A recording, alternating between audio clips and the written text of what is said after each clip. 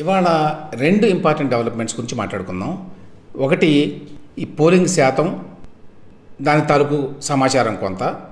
రెండవది ఎందుకు పోలింగ్ జరిగిన తర్వాత కూడా దాదాపు 2-3 రోజుల పాటు ఇంత పెద్ద ఎత్తున రాష్ట్ర వ్యాప్తంగా హింసాకాండ జరుగుతోంది. ఎవరు ఏమి ఆశించి ఈ హింసాకాండకి పాల్పడుతున్నారు? ఇందులో మొదటిగా పోలింగ్లో గతంలో అనుకున్నట్టుగానే భారీ ఎత్తున జరిగింది. 2019తో పోలిస్తే ఎక్కువ జరిగింది. 2014తో పోలిస్తే చాలా భారీగా ఎక్కువగా జరిగింది. తాజా లెక్కల ప్రకారం ఎన్నికల సంఘం వారు చెప్పినటువంటి ఫిగర్స్ ఏంటంటే అన్నీ కలుపుకొని, అంటే పోస్టల్ బ్యాలెట్, హోమ్ ఓటింగ్ ఇట్లాంటివన్నీ కలుపుకొని 81.86% అని చెప్పారు.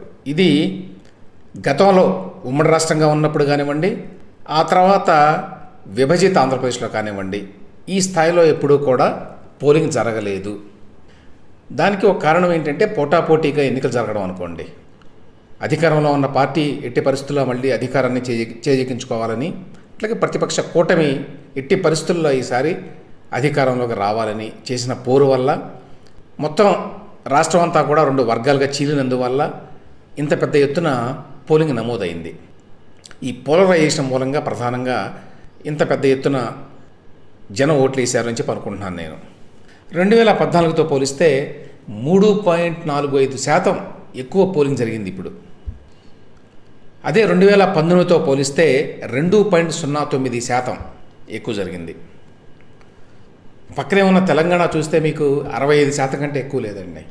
దాన్ని బట్టి ఏ స్థాయిలో ఎంత ఎక్కువగా జరిగిందో చూడవచ్చు. అంటే దాదాపు 16-17% ఎక్కువ జరిగింది ఆంధ్రప్రదేశ్లో. అది ఒక రకంగా మంచి పరిణామం. ఎక్కువ మంది ఈ ప్రజాస్వామ్య ప్రక్రియలో, ఎన్నికల్లో పాల్గొన్నారు అని చెప్పి మనకు అర్థమవుతుంది. నేను ఇంతకుముందు చెప్పినట్టు ఈ పోస్టల్ బ్యాలెట్లకు సంబంధించి 2019తో కంపేర్ చేస్తే ఇప్పుడు 1.82 లక్షల ఎక్కువ పోస్టల్ ఓట్లు మనకి నమోదైనాయి. 2019 ఎన్నికల్లో మొత్తం 2,62,379 ఓట్లు పోలైనాయట. పోస్టల్ ఓట్లు అంటే ప్రభుత్వ ఉద్యోగుల ఓట్లు, ఎవరైతే ఎన్నికల విధుల్లో ఉంటారో వాళ్ళ ఓట్లు. అదే ఈసారి 4,44,218 మంది వాళ్ళ ఓటు హక్కు పోస్టల్ బ్యాలెట్ ద్వారా ఉపయోగించుకున్నారు. సో ఇంత భారీగా పెరిగిందంటే ఉద్యోగులు చాలా భారీ ఎత్తున ఉపయోగించుకున్నారు తమ ఓటు హక్కుని. ఉద్యోగులు అధికార పార్టీకి కొంత వ్యతిరేకంగా ఉన్నారు కాబట్టి చాలా కాలంగా ఈ ఓటులో సింహభాగం కూటమికే వచ్చింది అనేది ఒక అంచనా.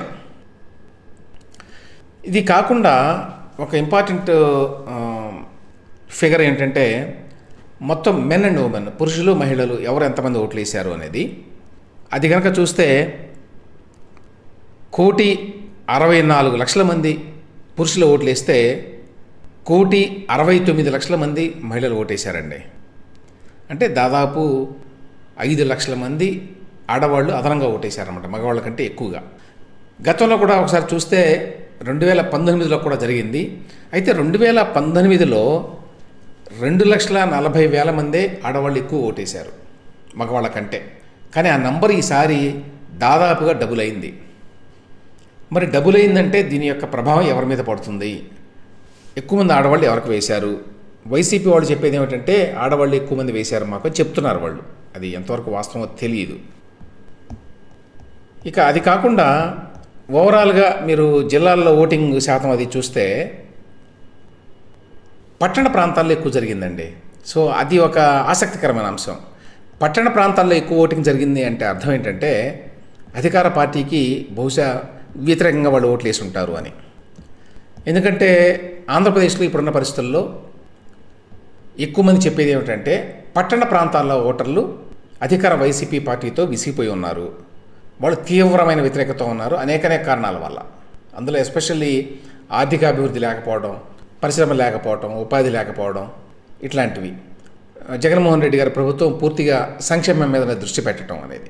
అదే టైంలో రూరల్ ఏరియాస్లో, పల్లెటూళ్ళల్లో ఎక్కువ వైసీపీకి మద్దతు ఉన్నది అనేది ఒక అంచనా.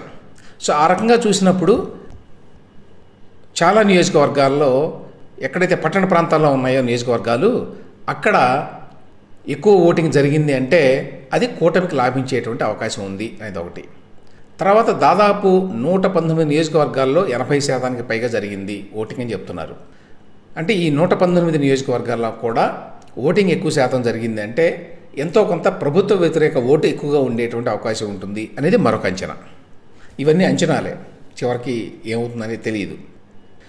సో ఇక పోలింగ్ పర్సంటేజ్లన్నీ పక్కన పెడితే చాలా పెద్ద డెవలప్మెంట్ నిన్న జరిగింది ఏమిటంటే, చీఫ్ సెక్రటరీ జవహర్ రెడ్డి గారిని, డీజీపీగా ఉన్నటువంటి హరీష్ కుమార్ గుప్తా గారిని, వాళ్ళిద్దరినీ కూడా ఎన్నికల సంఘం పిలిపించింది. అది మామూలు డెవలప్మెంట్ కాదండి.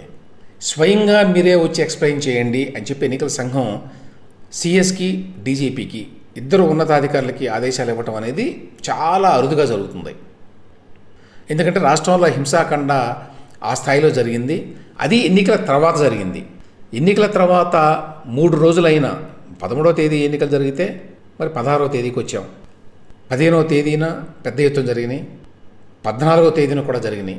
ఎందుకు జరిగినాయి ఈ స్థాయిలో? కారణం ఏంటి? ఎందుకు ముందే పసిగట్టలేకపోయారు ఇంత హింస జరుగుతుందని? ఎందుకు అరికట్టలేకపోయారు అని చెప్పి ఢిల్లీ వచ్చి మరీ మీరు వివరణ ఇవ్వండి అని చెప్పి ఎన్నికల సంఘం ఆదేశించిందంటే ఎన్నికల సంఘం వాళ్ళు చాలా సీరియస్గా తీసుకుంటున్నారు అని. నిన్న చాలా పెద్ద ఎత్తున వైలెన్స్ జరిగిందండి రాష్ట్ర వ్యాప్తంగా. ముఖ్యంగా తాడిపత్రి, మాచర్ల, చంద్రగిరి, నసరాపేటలో ఈ 4 ప్రాంతాల్లో ఎక్కువ జరిగింది. వీటిల్లో చాలా చోట్ల పోలీసుల వైఫల్యం స్పష్టంగా కనిపిస్తుంది. ఏ కారణం చేత పోలీసులు మరి నిర్లక్ష్యమా, చేతగానితనమా, లేదు అధికార పార్టీకి అనుకూలంగా ఉండటం వల్ల జరిగిందా అనే విషయం ఇప్పుడు ఎన్నికల సంఘం వాళ్ళు తేలుస్తారనుకోండి. కానీ ఈ 4 చోట్ల కంప్లీట్గా failure of law and order ఉంది. ఎందుకంటే పట్టపగలే అక్కడ హింసాకాండ జరిగింది. అనేక మంది మరి గాయాలకు గురయ్యారు, చాలా ఆస్తి నష్టం కూడా చేశారు. ఇష్టారాజ్యంగా దాడులు చేసిన దృశ్యాలన్నీ సీసీటీవీలో కూడా నమోదైనవి. ఇన్ని జరుగుతున్నా ఎందుకు చేశారు అనేది ఒక ఇష్యూ. ఈ 4 ప్రాంతాల్లో ఉన్న ఎస్పీఎల్ని బహుశా వాళ్ళ మీద ఈసీ చర్యలు తీసుకుంటుంది అనేది కూడా భావన ఉంది. అయితే ఇక్కడ అసలు ఎందుకు ఇంత తీవ్రంగా హింసాకాండ చెలరేగింది ఎన్నికలు అయిన తర్వాత? ఏ ప్రయోజనాన్ని ఆశించి జరిగింది? ఎవరు చేశారు అంటే, సహజంగానే మన పత్రికలన్నీ చూస్తే, టీవీలన్నీ చూస్తే 2 వెర్షన్స్ ఉంటాయి. ఒకటి అధికార పార్టీ వాళ్ళే చేశారు అని పెద్ద ఎత్తున ఈనాడులో, ఆంధ్రజ్యోతిలో వచ్చింది. అదే సమయంలో సాక్షి పత్రికలో మాత్రం తెలుగుదేశం పార్టీ వాళ్ళే హింసాకాండకు పాల్పడ్డారు అని చెప్పి వాళ్ళు కూడా రాసుకున్నారు పెద్ద ఎత్తున వాళ్ళు కూడా. సాక్షిలోనైతే బడుగులపై బరితెగింపు అన్నారు. బడుగులేమిటో తెలియదు. హింసాకాండలో పాల్గొనేవాళ్ళండి, అటు కానీ ఇటు కానీ 2 వర్గాల వాళ్ళు కూడా, వాళ్ళంతా కూడా మధ్యతరగతి కంటే దిగువ మధ్యతరగతి వ్యక్తులు ఉంటారు ఎక్కువ మంది. ఎందుకంటే మధ్యతరగతి వ్యక్తులు కూడా ఎవరు హింసాకాండలో పాల్గొనరు, కేసులు పెట్టించుకోవడానికి ఇష్టపడరు, కత్తులు కటార్లు పట్టుకొని తిరగరు, స్వైర విహారం చేయరు బజార్లలో. ఈ చేసేవాళ్ళంతా ఎక్కువ మంది రౌడీలు, లుంపెన్ ఎలిమెంట్స్ అంటారు, అటువంటి వాళ్ళు. అది 2 పార్టీల్లోనూ ఉంటారనుకోండి. దానిని బడుగులపై బరితెగింపు అని రాస్తాడు. దాన్ని బట్టే వీళ్ళు చెప్పే దాంట్లో వాస్తవాలు ఉండవని ముందే అర్థమైపోతుంది. బడుగులపై బరితెగింపు ఏంటి? 2 వర్గాలు ఉంటాయి. ఎవరు బడుగులు, ఎవరు అక్కడ పెత్తందారులు? ఆల్రెడీ ఎమ్మెల్యేగా ఉన్న వ్యక్తి పెత్తందారా? ఆల్రెడీ పోలీసుల మీద పెత్తనం చేసే వ్యక్తి పెత్తందారా? లేకపోతే ప్రతిపక్షాల్లో ఉండేవాళ్ళు పెత్తందారులు అవుతారా అనేది ఒకటి. సాక్షి పత్రికను చూశానండి నేనంతా డీటెయిల్డ్గా. వాళ్ళ వెర్షన్ కూడా తెలియాలి కదా మనకి, అధికార పార్టీ అయినప్పటికీ కూడా. వాళ్ళు ఏం చెప్తారంటే, వైఎస్ఆర్సీపీ అనుకూల వర్గాలే టార్గెట్, మహిళలపై పచ్చమొక్కల దాష్టీకాలు అని చెప్పి ఏం రాశారు. లోపల హెడ్లైన్స్ బాగానే ఉన్నాయి, లోపల ఏమున్నాయంటే ఏమీ లేవు ఇన్సిడెంట్స్. ఒక ఇన్సిడెంట్స్ గురించి రాయాలి కదా. ఎక్కడో నర్సీపట్నంలో ఒక మహిళ మీద దాడి జరిగింది, అక్కడెక్కడో కృష్ణా జిల్లాలో ఒక ఇంకో మహిళ మీద దాడి జరిగింది అనే దాన్నే పలు రకాలుగా రాశారు చాలా చోట్ల. అదే, ఇంక అంతకుమించి ఇన్సిడెంట్స్ ఏమి రాయాల వాళ్ళ వైపు నుంచి. వేరేయాజ్ నిజంగా నిన్న స్టేట్లో జరిగినవి అందరికీ తెలుసు. పులివర్తి నాని మీద ఆయన స్ట్రాంగ్ రూము, ఈ ఈవీఎంలని భద్రపరిచేటువంటి రూమ్ ఏదైతే ఉందో పద్మావతి యూనివర్సిటీలో, అక్కడికి వెళితే భారీ ఎత్తున దాడి చేశారు. వాటి యొక్క విజువల్స్ కూడా ఉన్నాయి, స్పష్టంగా కనిపిస్తుంది. ఇక యాక్చువల్గా పులివర్తి నాని సెక్యూరిటీ గార్డు మీద అయితే అటాక్ చేశారు. ఆయన చివరికి తుపాకీ కూడా తీయాల్సి వచ్చింది, తీసి బెదిరించి బయటపడాల్సి వచ్చింది.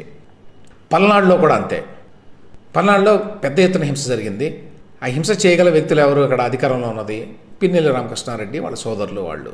అక్కడ పోలీసులు కూడా నిమ్మకు నీరెత్తినట్టుగా ఉన్నారని అన్ని రిపోర్ట్లు చెప్తున్నాయి. మీరు ఇతర పత్రికలు చూసినా కూడా, ప్రజాశక్తి లాంటి పత్రికలు చూసినా కూడా అర్థమయ్యేది ఏంటంటే ఇక్కడ జరిగిన ఎక్కువ సంఘటనలన్నీ కూడా. ఇక తాడిపత్రిలో జేసీ మీదనే జరిగింది, వాళ్ళ ఇంటి మీద జరిగింది. అతను వచ్చి హైదరాబాద్లో హాస్పిటల్లో కూడా జాయిన్ అయ్యాడు. సో క్లియర్గా ఇవన్నీ చూస్తే మీకు పల్నాడులో కానివ్వండి, మిగతా చోట్ల కానివ్వండి, అధికార పార్టీ వాళ్ళే చేశారు, ఇది ఈ అల్లర్లకు వాళ్ళే పాల్పడ్డారు, ఈ దాడులకు వాళ్ళే పాల్పడ్డారు అనే దాంట్లో ఎటువంటి సందేహం లేదు. అయితే ఎందుకు పాల్పడ్డారు, ఏమి సాధించాలని అంటే అప్పటికప్పుడు కోపంతో చేశారా, లేదా ఎన్నికల్లో ఓడిపోతున్నాం అనేటువంటి ఆవేదనతో కక్షతోటి చేశారా, లేదు ఎన్నికల్లో గెలవబోతున్నాం కాబట్టి దాడులు చేసినా మనల్ని అడిగేవాళ్ళు ఎవరో లేరు అనేటువంటి ధైర్యంతో చేశారా అనే విషయాలైతే ఇప్పటికైతే క్లారిటీ లేదు దాంట్లో. ఎందుకు చేశారు ఏమిటని ఆంధ్రజ్యోతి వాళ్ళు ఏదో ఇచ్చారనిలేండి ఒక స్టోరీ. అదేంటంటే ఎట్లాగూ ఈ ఎన్నికలు అయిపోయిన తర్వాత చాలామంది వెళ్ళిపోయేటువంటి ప్రమాదం ఉంది కాబట్టి మన దగ్గర నుంచి అవతల పార్టీలోకి ముందే వాళ్ళని కట్టడి చేయడానికి ఈ అల్లర్లన్నీ కూడా ప్రేరేపించి వాళ్ళందరి మీద ఎలాగో పోలీసులు కేసులు పెడతారు ఏదో ఒకటి. వాళ్ళ మీద ఇమీడియట్గా యాక్షన్ తీసుకోకపోయినా అధికార పార్టీ తరఫున ఉన్న వాళ్ళ మీద కేసులు అయితే పెడతారు కాబట్టి ఆ కేసుల్లో ఇరుక్కుంటే ఇక ఎప్పటికీ మన వైపునే ఉంటారు అనే ఉద్దేశంతో చేస్తున్నారు అని ఆంధ్రజ్యోతి కథనం. అది ఎంతవరకు వాస్తవమో కాదో తెలియదు మనకి. కాబట్టి ఓవరాల్గా ఏంటంటే ఎందుకు ఈ స్థాయిలో అధికార పార్టీ హింసకు పాల్పడింది అనేది ఒకటి. రెండవది పోలీసులు ఎందుకు గట్టిగా వ్యవహరించలేకపోయారు అనేది రెండోది. కొన్ని చోట్లయితే పోలీసులకు ఫోన్ చేస్తే ఎస్పీ కూడా చెప్పాడు, జూన్ 4 వరకు వెయిట్ చేయండి, కొత్త ప్రభుత్వం వస్తుంది, అప్పుడు వీళ్ళందరినీ మేము బజార్లలో లాకెళ్ళి కొట్టి లోపల పడేస్తాము, అప్పటిదాకా ఓపిక పట్టాల్సిందే అని చెప్పారు అని చెప్పి ఎక్కడో ఒక కథనం చూశాను ఒక పత్రికలో. అంటే పోలీసులు కూడా అధికారానికి భయానికి లోబడి ఉన్నారు, భీతావహులై ఉన్నారన్నమాట. అంటే ఎటువైపు ఇప్పుడు న్యాయంగా ఎవరు దాడి చేశారు ఎవరు దాడి చేయలేదు అని చెప్పి విచారించి ఆ ప్రకారం చర్యలు తీసుకునేటువంటి వాతావరణం ఇవాళ ఆంధ్రప్రదేశ్లో లేదు. పోలీసులు కంప్లీట్గా పొలిటిసైజ్ అయిపోయారు. దాంతో పోలీసులు చాలామంది అధికార పార్టీ చెప్పినట్టల్లా ఆడడానికి అలవాటు పడ్డారు గత 4-5 సంవత్సరాలుగా. ఇప్పుడు ఒకవేళ నిజంగానే నిష్పక్షపాతంగా ఎవడు అల్లర్లు చేస్తే వాళ్ళని అణిచేద్దాం అనేటువంటి ధోరణితో ఎవరైనా ఉన్నా కూడా వాళ్ళకి భయం ఉన్నది. మళ్ళీ ఇదే అధికార పార్టీ రేపు ఎన్నికల్లో గెలిస్తే పరిస్థితి ఏమిటి అనేటువంటి భయం. అదే టైంలో రేపు కూటమి అధికారంలోకి వస్తుందేమో, అప్పుడేంటి పరిస్థితి. సో ఇందులో నలిగిపోయి ఎక్కువ మంది ఆ నిశ్చేష్టుల్లాగా అలా నిలబడిపోయారు ఎటువంటి యాక్షన్ తీసుకోకుండా. దానివల్ల ఈ స్థాయిలో జరిగినాయి. అందువల్ల ఇప్పుడు ఎన్నికల కమిషన్ వాళ్ళు వీళ్ళందరినీ పిలిపించాల్సి వచ్చింది. ఇప్పుడు నిన్న ఎన్నికల సంఘం ప్రధానాధికారి ముఖేష్ కుమార్ మీనా గారు ప్రెస్ కాన్ఫరెన్స్ పెట్టి ఆ 4 నియోజకవర్గాలు ఏవైతే గొడవలు జరిగినాయో, ఈ తాడిపత్రి, మాచర్ల, చంద్రగిరి, నరసరావుపేట, అక్కడ ప్రత్యేక బలగాలు పంపించాము, కఠిన సెక్షన్ల కింద కేసులు పెడతాము, ఎవరిని వదలము అని ఇట్లాంటివన్నీ చెప్పారనుకోండి. కానీ అల్టిమేట్గా ఏంటంటే ఇక్కడ గ్రహించాల్సింది, ఈవెన్ ఎన్నికల సమయంలో కూడా పోలీసు యంత్రాంగం, ప్రభుత్వ యంత్రాంగం పూర్తిగా నిష్పక్షపాతంగా వ్యవహరించేటువంటి వాతావరణం లేకుండా అయిపోయిందండి. గతంలో ఇట్లా ఉండేది కాదు. గతంలో కనీసం ఎన్నికల టైంలో నిష్పక్షపాతంగా ఉండేవాళ్ళు, ఎందుకంటే ఎవరు అధికారంలోకి వస్తారో తెలియదు కాబట్టి మనం నిష్పక్షపాతంగా ఎవరు అల్లర్లకు పాల్పడితే వాళ్ళ మీద కేసులు పెడితే ఇబ్బంది ఉండదు అని.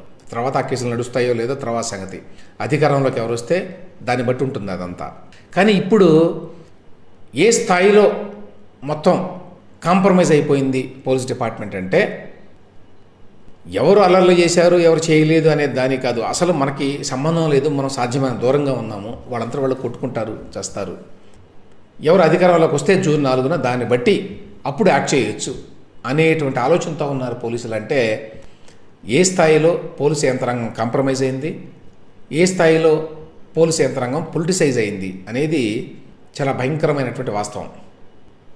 ఇప్పుడు ఎన్నికల సంఘం వారు ఇవాళ ఢిల్లీలో ఏ రకంగా రెస్పాండ్ అవుతారు, చీఫ్ సెక్రటరీ అలాగే డీజీపీ గారు ఏదో ఎక్స్ప్లెనేషన్ ఇస్తారనుకోండి, ఎక్స్ప్లెనేషన్ ఇచ్చిన తర్వాత ఎట్లా రియాక్ట్ అవుతారు, ఎంత తీవ్రమైనటువంటి చర్యలు తీసుకుంటారు అనే దాన్ని బట్టి పోలీసు యంత్రాంగంలో ఏమన్నా మార్పులు వస్తాయా ఆంధ్రప్రదేశ్లో అనేది ఆధారపడి ఉంటుంది.